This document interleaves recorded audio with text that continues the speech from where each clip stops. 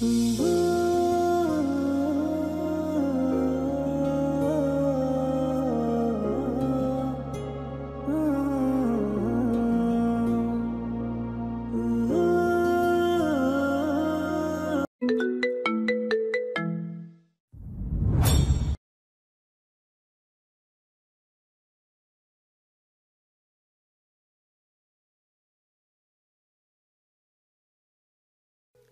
বান্ধবী, সেলুট।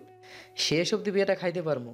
সানির এমন চেঁচানো দেখে সবাই হেসে উঠল অট্টহাসিতে। বিজ্ঞানী মশাই, আজ একটু বাসায় আসবেন? একটা জরুরি বিষয় আব্বুর কাছে আলোচনা করব। আপনাকে একটু হেল্প করতে হবে। আবির বুঝলো না তাকে যে জোর ফাঁসানো হবে। আবির সায় দিয়ে জানান দিল বিকালে চলে আসবে। আরে আব্বুকে বলো। আমি একা যাচ্ছি। মেহের তো তুলিকেও আর আন্নিকেও নিয়ে যেতে বলছে। আবির ভাইকে জিজ্ঞেস করে দেখো, সেও তো বিয়ের দাওয়াত পেয়েছে। আবির ভাই তো বলল আমাদের সবাইকে নিয়ে যাবে বরিশালে। টিনার কথা শুনে আবির হতভম্ব হয়ে চাইল, মনে মনে বলতে লাগলো।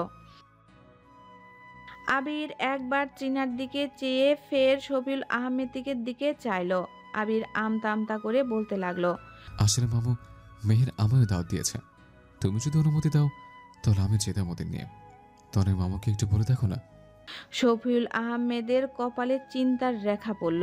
কয়েক মিনিট পার হওয়ার সাথে সাথেই টি টেবিল থেকে নিজের ফোন হাতে নিলেন।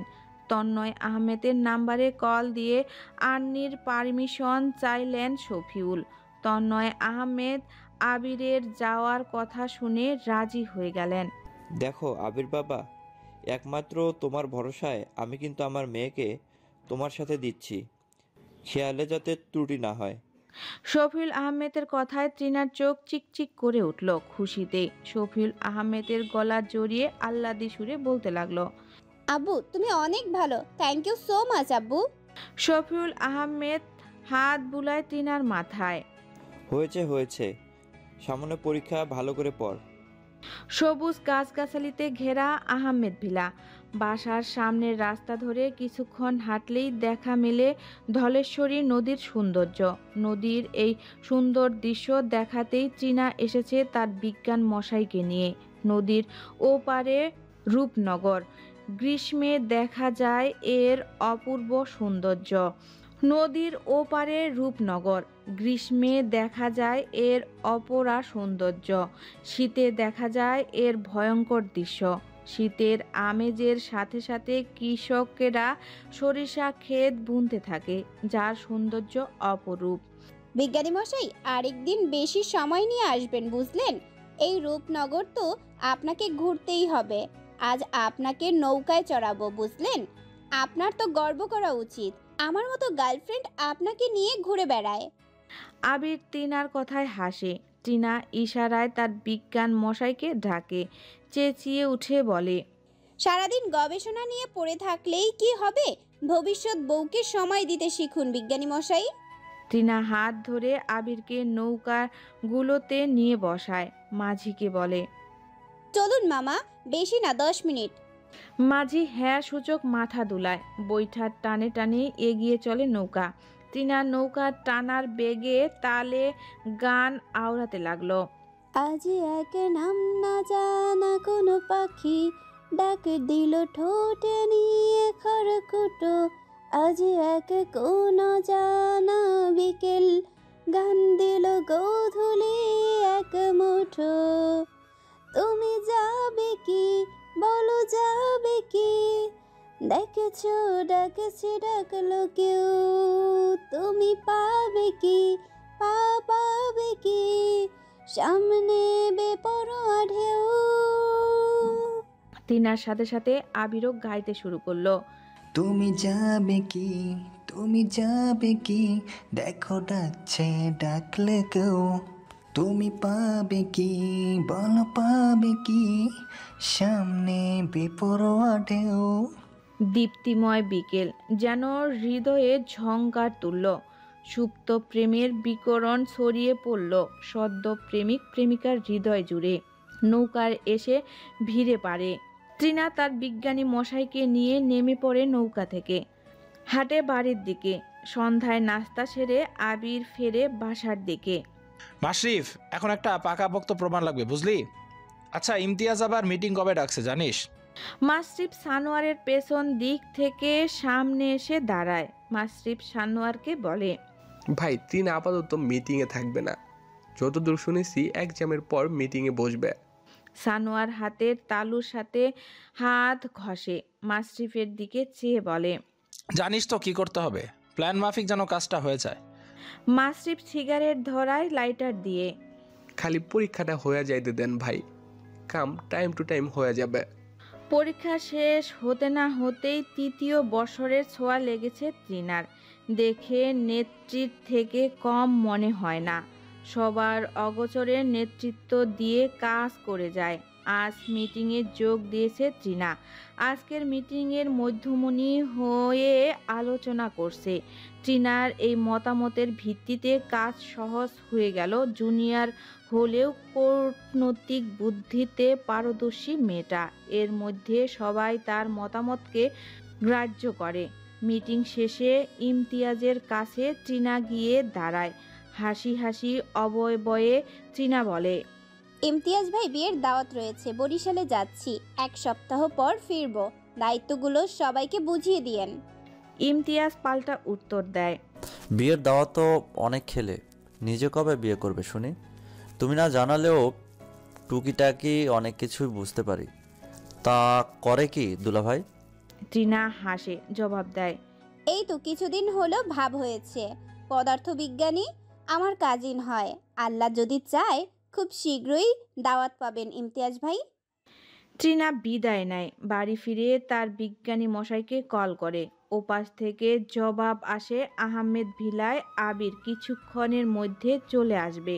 রাতটা কাটাবে আজ ত্রিনাদের বাসায়। সকাল সকাল বরিশালের উদ্দেশ্যে বেরিয়ে যাবে সবাই মিলে। রেডিও কলোনির রাস্তায় দাঁড়িয়ে আছে আবিরের প্রাইভেট কার। তুলি, ত্রিনা, আবির অপেক্ষা করছে আন্নি আর সানির আসার জন্য। রেডিও কলোনির গলি থেকে সানি আসে। ত্রিনা সানির দিকে তাকিয়ে বলতে লাগলো, গজাল কোথাকার, মেয়ে মানুষের মতো এত টাইম নাস কেন? মাঝে মাঝে আমার অবাক লাগে, তুই আসলেই ছেলে না মেয়ে? এত ঢিলা হলে চলে সানি? সানি হতাশ চোখে চাইল ত্রিনার পানে। তুলির সামনে এমন অপদস্থ না করলেও পারত তাকে। শত হলেও সে ত্রিনার বন্ধু। সানির এমন চেহারা দেখে তুলি মুচকি হেসে উঠল। ব্যাংক কলোনি থেকে আন্নি রিকশায় উঠে নামলো রেডিও কলোনি। এবার ডিউরি ফার্ম গেট থেকে মেহের আর শেহতাজকে উঠিয়ে গাড়ি চলতে লাগলো আপন গতিতে। যাত্রাপথ অতিবাহিত হচ্ছে 4 ঘন্টা যাবৎ। এখনো গন্তব্য পৌঁছাতে লাগবে 1 থেকে 1.5 ঘন্টা। বরিশালের নুথুল্লাবাদ এসে হাজির তাদের গাড়ি। সানি আর মোরা হয়ে আবিরকে জানান দিল, ভাই গাড়িটা একটু থামাবেন, পায়ে ঝিম ধরে গেল। আবির গাড়ির রাস্তার এক পাশে দাঁড় করালো। বের হলো আবির আর সানি। পাশের সব থেকে কিছু খাবার আর পানি কিনে আবির ঢুকলো। সবাইকে খাবার বিলি করে আবার চলতে শুরু করলো গাড়ি। ঝালকাঠি গাবখান পেরিয়ে গাড়ি এসে পৌঁছালো রাজপুর। মেডিকেল মোড়ের রাস্তা ধরে গাড়ি গিয়ে থামলো বাইপাসের সেই ডুপ্লেক্স বাড়িটার সামনে। সকলে গাড়ি থেকে নামলো। সদর দরজায় দাঁড়িয়ে আছে মেহেরের বাবা। বাবাকে দেখা মাত্রই মেহের ছুটে গিয়ে জড়িয়ে ধরে তার বাবাকে। মেহেরের বাবা আদুরে সুরে বলে ওঠে, তাহলে সাঙ্গপাঙ্গ নিয়ে হাজির হতে পারলেন? মেহের তৃপ্তির হাসি টানে ছোটে। বাবার সাথে পরিচয় করিয়ে দেয় সবাইকে। কুশল বিনিময়ের পর প্রবেশ করে গৃহে সবাই। মেহেরের কক্ষে অবস্থান করছে শেহজাদ, আন্নি, তুলি ও ত্রিনা। মেহেরের বাবা আবির আর সানিকে গেস্ট রুমে দেখিয়ে দিয়েছে। বিয়ের অনুষ্ঠান 3 দিন পর থেকেই শুরু হবে, কিন্তু তার আভা এখনো ছড়িয়ে পড়েছে। একমাত্র মেয়ের বিয়ে বলে কথা, কোনো ত্রুটি রাখবে না মেহেরের বাবা। ফ্রেশ হয়ে দুপুরের খাবার খেয়ে বিকাল নাগাদ ঘুরতে বের হওয়ার প্ল্যান হলো সকালের। উদ্দেশ্য বাদুরতলার বিষখালী নদীর পার ভ্রমণ ও লঞ্চ ঘাট ঘোরা।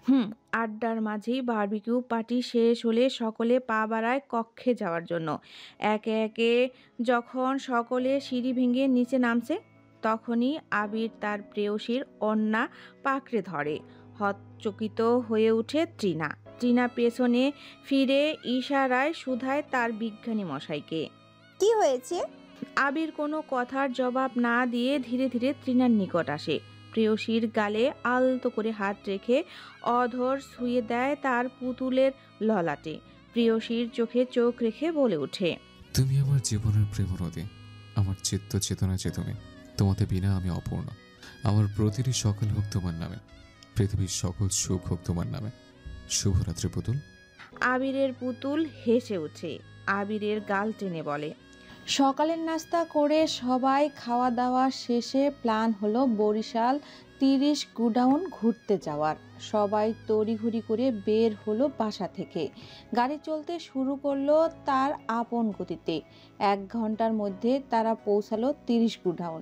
বরিশাল শেরে বাংলা মেডিকেল কলেজ ও হাসপাতালের বিপরীত এবং কীর্তনখোলা নদীর পাড়ে 30 গুডাউনের অবস্থান। গাড়ি থেকে নামলো সবাই। সবার উদ্দেশ্যে মেহের বলে উঠল, এই জায়গা কত সুন্দর দেখেছো? এটা রিভার ভিউ পার্ক, আর এখানে একটা মুক্তিযুদ্ধ স্মৃতি স্তম্ভ আছে। এই জায়গাটার অনেক নামডাক আছে, জানেন আবির ভাই? এখানেই শুটিংও হয়। আর ওই যে দেখতেছে না নৌকা, এতে চড়াও যায়। আবিরের খুব ভালো লাগছে। তার পুতুলের কাছে গিয়ে জিজ্ঞাসা করলো, চলো সবাই নৌকা চড়ি। তৃণা হেসে জবাব দিল, চলুন। তৃণা গিয়ে নৌকায় থাকা মামাকে শুধালো, মামা ঘন্টায় নেন কত? মামা চেঁচানো সুরে বলল, তোমাকে লইগা কমে লমনে আয়া পড়ো 600 দিও। মেহের যেন দর কষাকষি শুরু করলো।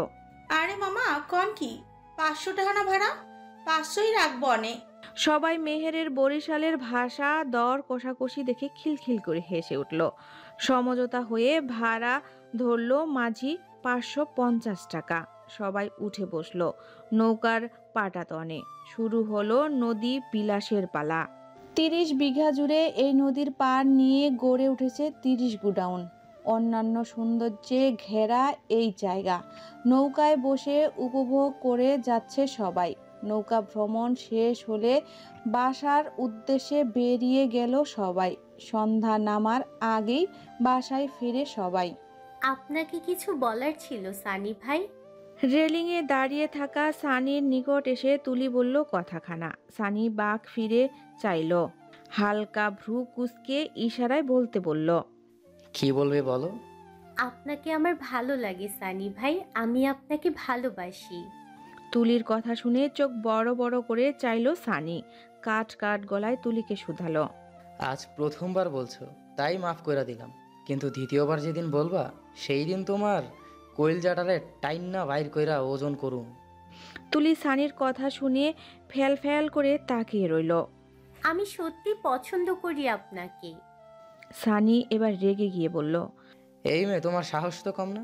সবে মাত্র একাদশে পড়ছো, এখন ওই প্রেম ভালোবাসায় জড়াতে চাচ্ছ? কি বা বয়স তোমার?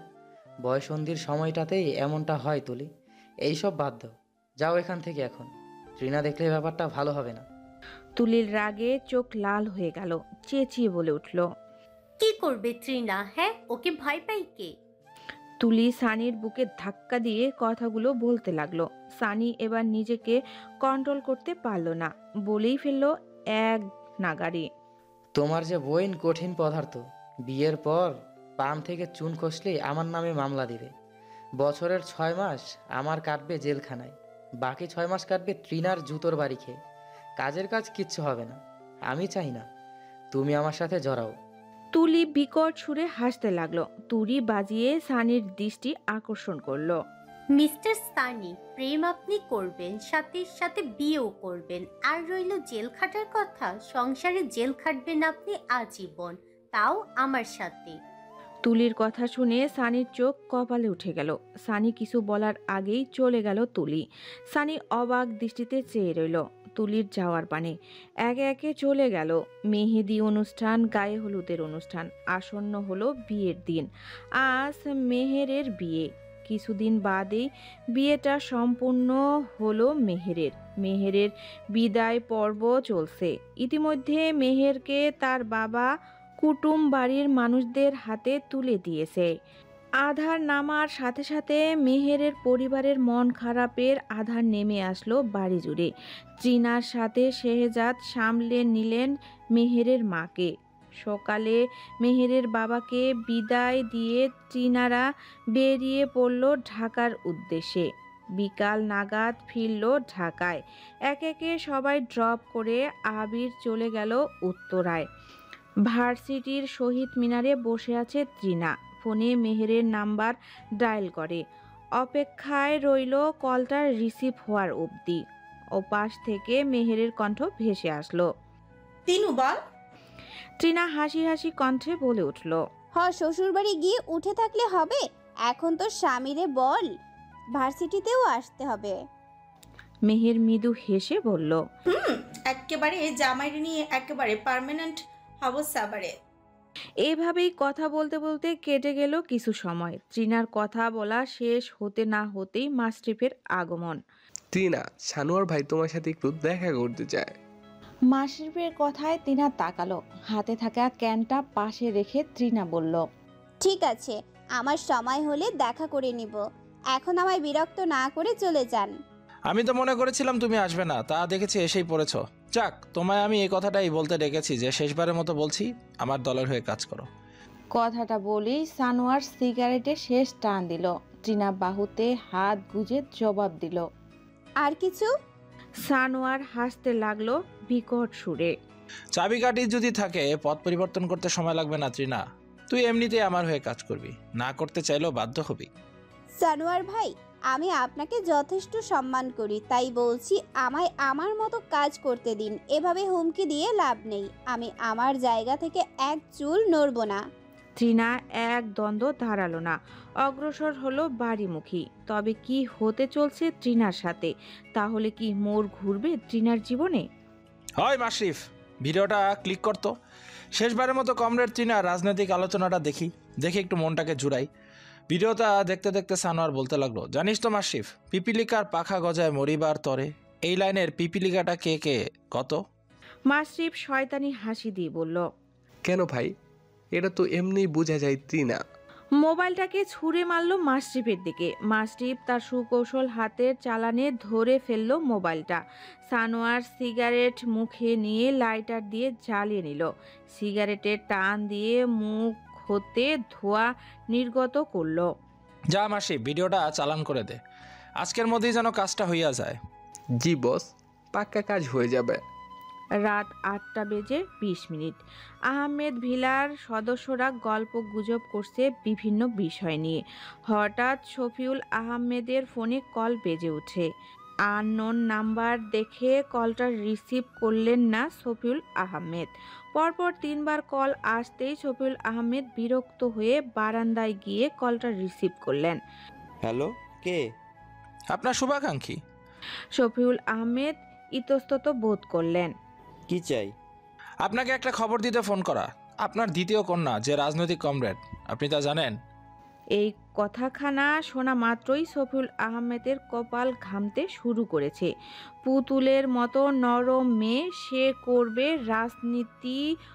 অসম্ভব, কোনোদিনও হতে পারে না।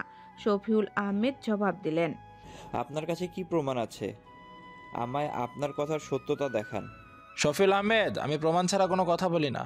আপনার ফোনে একটা ভিডিও পাঠিয়ে দেওয়া হয়েছে, সময় করে দেখে নেবেন। কথাখানা বলেই কলটা কেটে দিল অপর পাশের লোকটি। অতঃপর, তোকে শুধু এই একটা কারণে আমি রাষ্ট্রবিজ্ঞান নিয়ে পড়াতে চাইনি, কিন্তু তোর মন খারাপ আমি সহ্য করতে পারি না।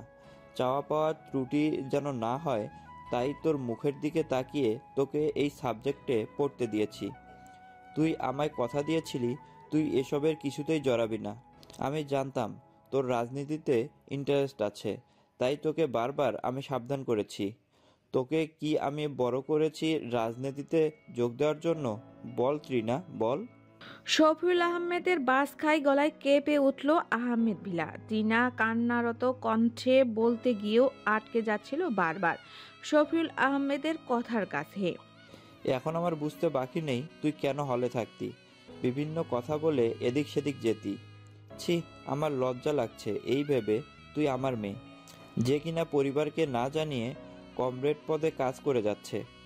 ট্রিনার গলায় কথা দোলা পাকিয়ে যাচ্ছে। আব্বু আমার কথাটা শোনো। কে তোমার বাবা? মুখ সংযত করে কথা বল। আমি তোর মুখ থেকে কোনো কথাই শুনতে চাই না। প্রমাণ তো হাতেই আছে, তোমার কোনো কিছুই বিশ্লেষণ করতে হবে না। সাহেলা খানম তার এই পুতুলের মতো মেয়ের চরম সত্যি বিশ্বাস করতে পারছে না। হতভম্ব হয়ে আছে সবটা চোখের সামনে দেখে। ট্রিনা কান্নারত অবস্থায় শফিউল আহমেদের নিকট এসে পা জড়িয়ে আকুতি করে বলতে লাগলো, বাবা আমায় ক্ষমা করে দাও, আমি সব ছেড়ে দেব। বাবা একটা সুযোগ দাও। শফিউল আহমেদের সারা শরীর ঘামতে শুরু করেছে মেয়ের চরম সত্যি জেনে। কপাল ঘেমে টুপটুপ করে ঘাম পড়ছে। বুকে ব্যথা উঠেছে শফিউল আহমেদের। বুকে হাত দিয়ে চেঁচিয়ে উঠে বলল, তুলির মা, ওকে সরতে বলো, ওর মতো মেয়ের আমার কোনো দরকার নেই। কথা বলতে বলতেই শফিউল আহমেদ লুটিয়ে পড়ল মেঝেতে। সাহেলা খানম এক দণ্ড না দাঁড়িয়ে পাগলের ন্যায় খাবলে ধরল নিজ স্বামীকে। হতাশায় মাথায় কাজ করছে না। বারবার এমন অবস্থা দেখে তুলি ছুটে গিয়ে ফোন করে সকলকে জানিয়ে দিল বাবা অসুস্থ হয়ে পড়েছে। ট্রিনা ইবনে সিনা হাসপাতালে কল করে অ্যাম্বুলেন্সকে তলব করে দিল। দিশেহারা অবস্থায় সানিকে আসতে বলে রেডিও কলোনির মাথায়, তুই তোর বাবার শরীরে হাত দিবি না। আজ যদি তোর বাবার কিছু হয়ে যায় ট্রিনা, তোকে আমি কোনো দিনও ক্ষমা করব না। সাহেলা খানমের কথায় ট্রিনা আরও ভেঙে পড়ল। আজ তার এই নিজের ভুলে বাবার এই অবস্থা। ইতিমধ্যে অ্যাম্বুলেন্স এসেছে, শফিউল আহমেদকে ওঠানো হয়েছে তাতে। তুলি সাহেলা খানমের সাথে উঠে অ্যাম্বুলেন্সে, কিন্তু ট্রিনা উঠতে চাইলেও সাহেলা খানম বাধা দেয়, অ্যাম্বুলেন্সের গেট আটকে দেয়। আহমেদ ভিলার বাড়িটার দিকে তাকিয়ে চোখ বন্ধ করে দীর্ঘশ্বাস ফেলল ট্রিনা। বাসায় ঢুকে মেঝেতে পড়ে থাকা মোবাইলটা তুলে দেখে নিল শুভকাঙ্ক্ষিত নাম্বার। স্কুটারের চাবি ঘুরিয়ে ফোন লাগালো সানিকে। কড়াভাবে সানিকে ট্রিনা নির্দেশ দিল ইবনে সিনা যেতে। কুত্তার বাচ্চা, বেরিয়ে আয়। আমার বাবার যদি আজ কিছু হয়ে যায় তোর বংশ আটকে দিব। শালা শুয়োর, তোর টুনটুনি দিয়ে যাতে তোর মতো শুয়োরের জন্ম না হয় সেই ব্যবস্থা করব আজ। সানোয়ারের ডেরার সামনে দাঁড়িয়ে ট্রিনা উক্ত কথা বাসখাই গলায় বলল। রাত হওয়ায় সানোয়ারের সাঙ্গ পাঙ্গরা বাড়িতে চলে গেছে। ডেরাতে রয়ে গেছে মাস্টিপ আর সানোয়ার। সানোয়ার আর মাস্টিপ ট্রিনার গলা পেয়ে হাসতে লাগলো হো হো করে। কিছুক্ষণ বাদেই বেরিয়ে এলো সানোয়ার আর মাস্টিপ। আহা ট্রিনা, এত রাতে না আসলেই হতো। আমার সাথে কাজ করার এত ইচ্ছে হলো যে তুমি এখনই আসলে আমার দলের হয়ে নাম লেখাতে। খানকির ছেলে, আমার নাম লেখাতে আসিনি, বোঝাপড়া করতে এসেছি। আমার বাবা হার্ট অ্যাটাক করেছে। আমার বাবার এই অবস্থার জন্য তুই দায়ী। তোকে তো আমি এতদিন খুব সম্মান করছি, তুই তোর সম্মান রাখলি না, জানোয়ার বাচ্চা। সানোয়ার বিকট সুরে হাসতে হাসতে এগিয়ে এলো ট্রিনার সামনে। ট্রিনার দিকে হাত বাড়িয়ে দিতেই সানোয়ারের হাতখানা ধরে মোচড় মারল ট্রিনা। সানোয়ার আর্তনাদে মাস্টিপ এগিয়ে এলো ট্রিনাকে অ্যাটাক করতে। শক্ত পেশির দেহের অধিকারী ট্রিনা লাথি মেরে ফেলে দিল মাস্টিপকে। সানোয়ারকে মাটিতে পিষিয়ে ধরে বলতে লাগলো, এই হাত দিয়েই তো বাবাকে কল করেছিলি না, তোর হাত আমি ভেঙে দিব। বলার সাথে সাথেই যেন ট্রিনা সানোয়ারের হাতটা মসৃে ভেঙে দিল। মাস্টিপের সাথে অতর্কিত ফাইটের পর অন্ডকোষে লাথি মারল ট্রিনা। মাস্টিপ যেন অচেতন হয়ে লুটিয়ে পড়ল মাটিতে। ট্রিনার চোখ দিয়ে এখনো জল পড়ছে। স্কুটারে উঠে চাবি ঘুরালো ট্রিনা। উদ্দেশ্য ইবনে সিনা যাওয়ার। শফিউল আহমেদকে অবজারভেশনে রাখা হয়েছে আইসিইউতে। কেবিনের বাইরে সকলে দাঁড়িয়ে আছে। কেবিনের ডাক্তার সিস্টাররা চিকিৎসার কার্যক্রম চালাচ্ছে। দূরে এক পাশে দাঁড়িয়ে থেকে সব কিছু অবলোকন করছে ট্রিনা। কেবিনের বাইরে সাহেলা খানমকে সামলাচ্ছে রেহেনা। তনয় আহমেদ ও আতিক খান এ পাশ থেকে ও পাশ পায়চারি করছে। সানি, আবির আর তন্ময় আসা মাত্রই ডাক্তারের পরামর্শ অনুযায়ী ওষুধ আনতে চলে গেছে। তন্নি কেঁদেই চলেছে সেই হাসপাতালে আসার আগে থেকেই। রোদেলা, আন্নি, তুলি মলিন হয়ে আছে। ট্রিনা সেজে দাঁড়িয়ে আছে, কেউ খেয়াল করলো না। এর মাঝেই ডাক্তার বেরিয়ে এলো কেবিন থেকে। এখানে রেহেনাকে, পেশেন্টের জ্ঞান ফিরেছে, রেহেনার সাথে দেখা করতে চায়। রেহেনা ব্রেঞ্চি থেকে রোদেলাকে ইশারা করে চাচির কাছে বসতে বলল। ডাক্তারকে শুধালো। আমি রেহানা। ডাক্তারকে পাশ কাটিয়ে ঢুকে গেল রেহেনা। ডাক্তার কি অবস্থা ভাইয়ের? ডাক্তার বিদু স্বরে বলল।